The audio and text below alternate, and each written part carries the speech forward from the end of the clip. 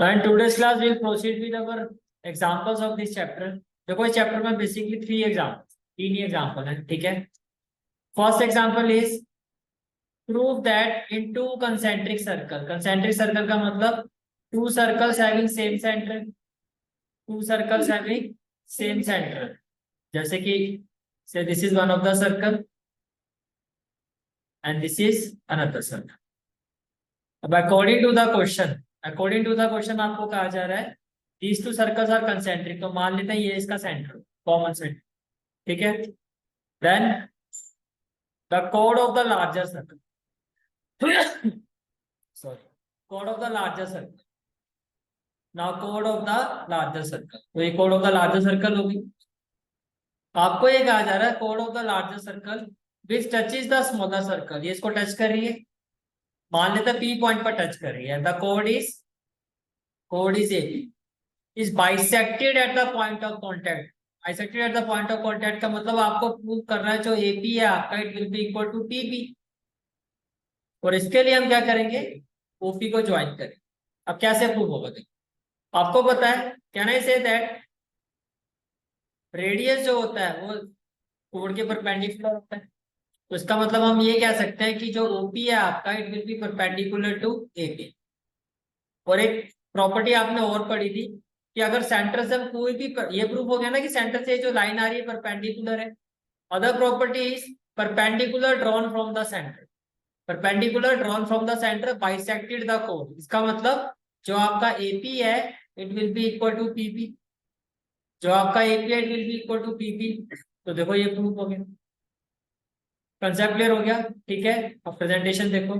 First of all what has been given, two concentric circle with centre हमने यहाँ पे ले लिया AB is the chord of the larger circle, AB is the chord of the larger circle, तो smaller circle को किस point पर touch कर रहा है, O पॉइंट।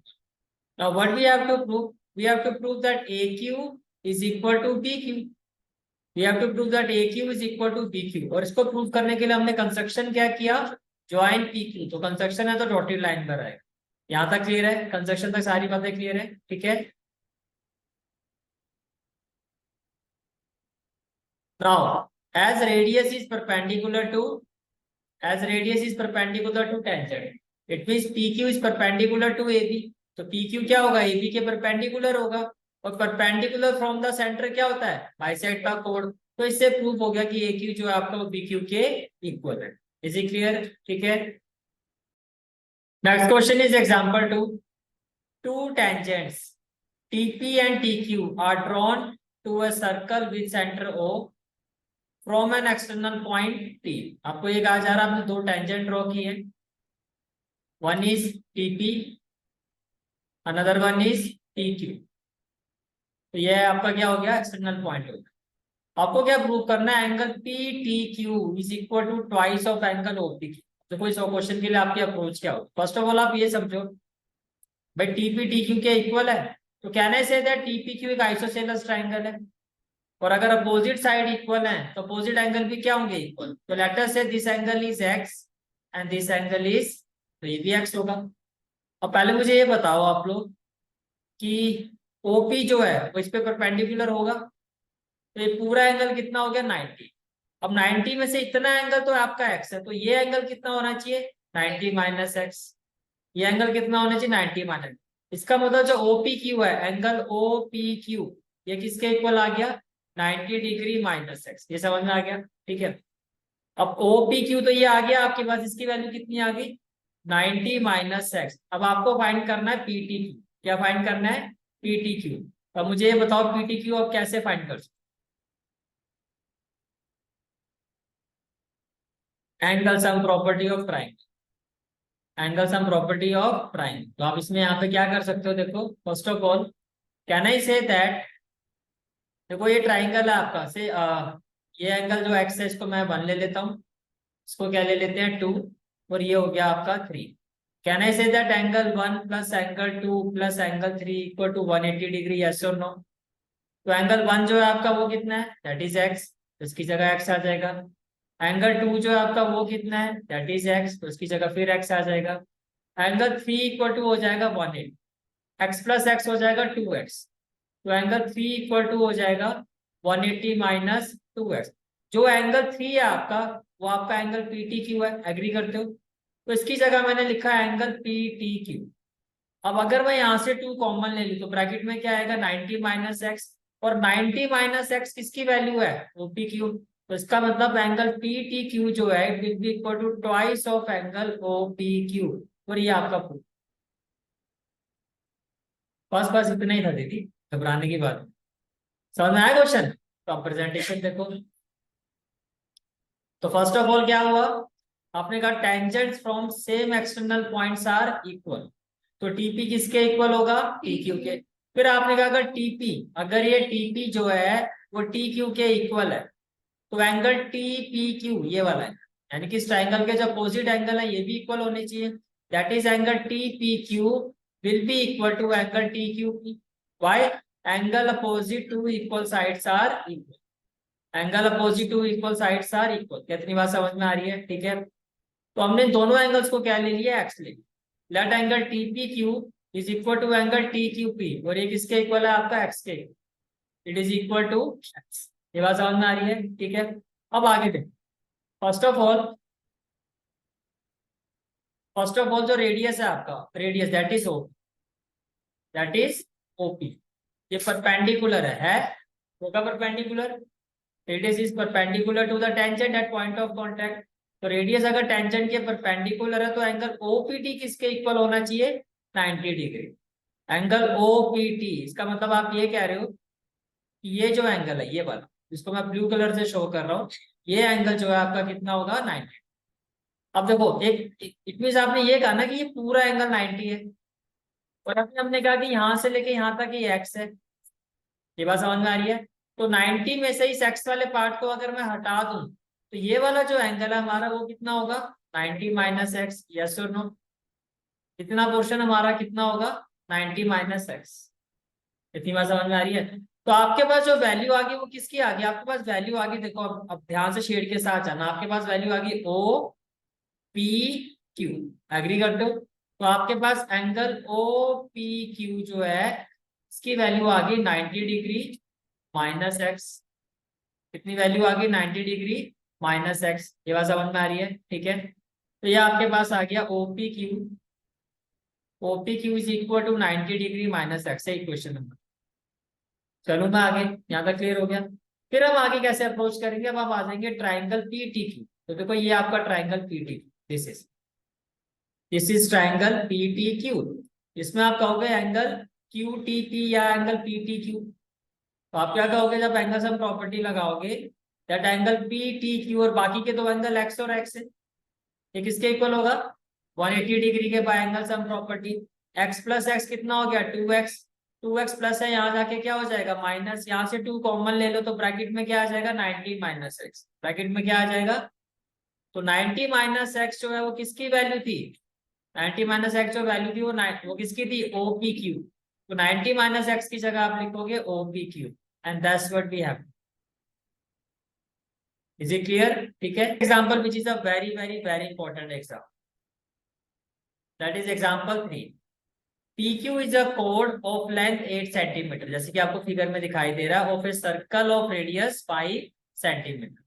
तो फर्स्ट ऑफ ऑल अगर मैं गिवन की बात करता हूँ, तो गिवन में क्या है आपके पास, अ कोड ए PQ, अ कोड PQ ऑफ लेंथ 8 सेंटीमीटर, ठीक है, and a circle of radius 5 centimeter. फिर आपको कहा जा रहा है tangent at P and Q intersect at point T।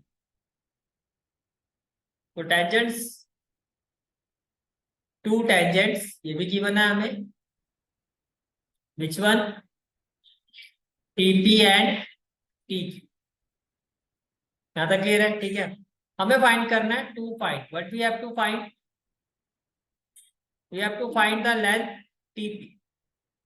हमें TP फाइंड करना है, क्या आपको फाइंड करना है, TP फाइंड करना है। इतनी बात समझ में आ रही है? ठीक है, तो फर्स्ट ऑफ ऑल देखो, यहाँ पर आपको ऑलरेडी डॉटेड लाइन दिखाई दे, डॉटेड लाइन इसलिए दिखाई दे रही है क्योंकि ओटी की तो कोई बात ही नहीं हुई है, तो ये आपने कंस्ट्रक्शन की हुई। यहाँ पर भी आपको बताया जा रहा है, यहाँ पर ओटी क्या है, कंस्ट्रक्शन है, तो आप इसको कंस्ट्रक्शन में ही शो करोगे क्या, ज्वाइन, ज्वाइन ओटी। इसके अलावा एक कंस्ट्रक्शन और करोगे आप, हम ज्वाइन करेंगे किसको, O Q and O Q. कितनी बात समझ में आ रही है।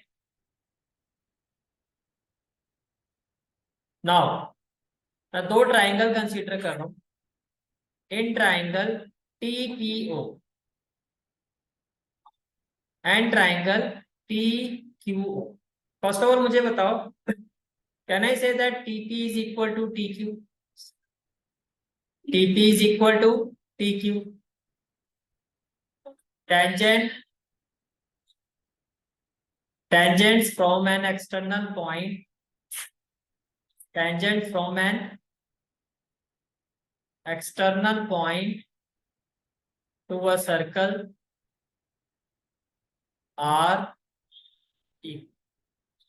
चलो जी, एक चीज तो ये इक्वल हो गई, और क्या इक्वल दिखा सकता हूं मैं, can I say that OP is equal to O Q, OP is equal to O Q, radii of, very good, radii of same, radii of same circle. Can I say that OT is the common side, we can say that OT is equal to OT, that way। अब ये क्यों equal है, because it is a common side। can I say that it implies triangle TPO is congruent to triangle TQO by SSS। अब क्या SSS कुछ होता है, side से दो ट्राइंगल कॉन्ग्रुएंट होते हैं, पक्का, पक्का, चलो मान लेते हैं। चलो SSS से क्या हो गया, कॉन्ग्रुएंट हो गया, क्लियर है यहाँ तक, ठीक है। अब देखो, इसको मैं ले लेता हूँ एंगल 1 और इसको क्या ले लेते हैं, एंगल 2। ये एंगल 1 और ये एंगल 2, तो can I say that which implies angle 1 is equal to angle 2 by CP।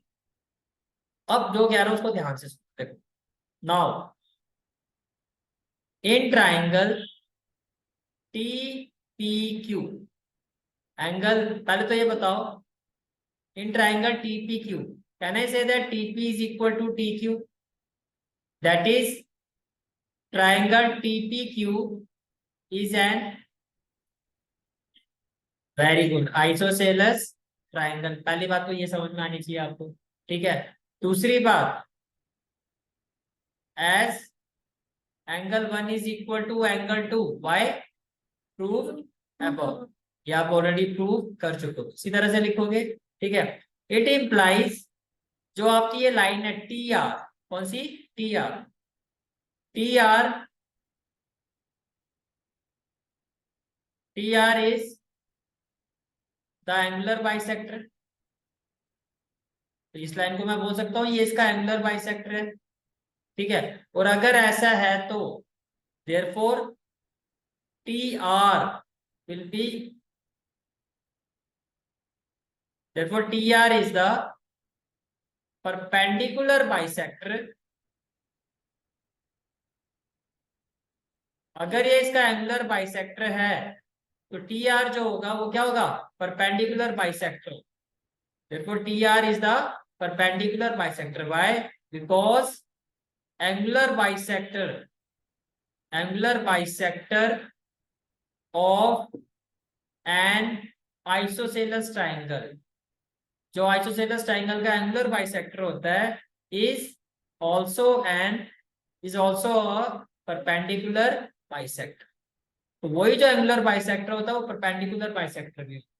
इसका मतलब ये जो एंगल है और ये एंगल दोनों 90 होंगे, पहली बात परपेंडिकुलर, दूसरा बाइसेक्टर है, और पी आर जो होगा आपका वो किसके इक्वल होगा, आर क्यूब।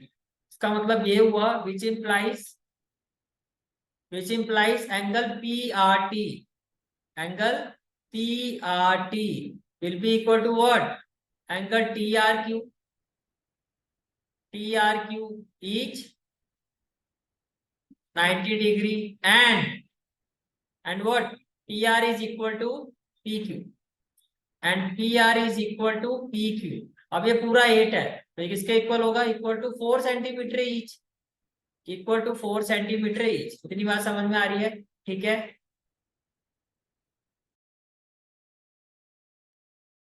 तो देखो यहां तक आपने ये प्रूव कर दिया कि जो आपका ये पी आर है, ये पी आर, ठीक है, और ये क्यू आर, ये आपका कितना है 4 सेंटीमीटर। ये बात समझ में आ रही है। अब देखो अगर मैं एक ट्राइंगल लेता हूँ, कौन सा ट्राइंगल, अब देखो ये 90 है तो ये भी 90 है, तो इससे ये चीज प्रूव होगी कि जो आपका पी आर होगा वो एक राइट ट्राइंगल, क्या है, राइट ट्राइंगल। मैंने यहाँ पे लिखा in right triangle P R O. क्या आप एग्री करते हो ये जो राइट एंगल की अपोजिट साइड हाइपोटेन्यूज होगी, तो ओपी स्क्वायर जो होगा वो किसके इक्वल होना चाहिए, O R square plus P R square. Agree करते हो, ठीक है। अब मुझे ये बताओ जो ओपी है ये कितना है 5, तो इसकी जगह आपने लिखा 5, और जो ओ आर है, ओ आर ये आपको फाइंड करना है, और जो पी आर है हमारा वो कितना हो गया, तो 25 माइनस 69 होता है, तो O R square equal to कितना हो गया 9, और एक इसका स्क्वायर होगा 3 का। तो यहां से आपके पास ओ आर की वैल्यू आ गई 3 सेंटीमीटर। अब आप ये देखो आपके पास जो ओ आर है वो आ गया 3 सेंटीमीटर, ये 3 सेंटीमीटर है, राइट। और ये पी आर कितना है, अभी मैं इसको कैंसिल कर रहा हूँ, पी आर कितना है 4 सेंटीमीटर, ये समझ में आ रहा है।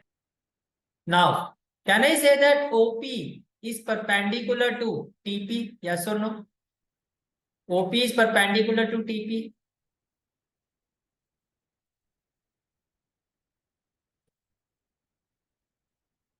तो ये जो ओपी है ये टी क्यू के क्या होगा, perpendicular. Now can I say that OP is perpendicular, why, because radius is perpendicular to tangent, radius is perpendicular to tangent.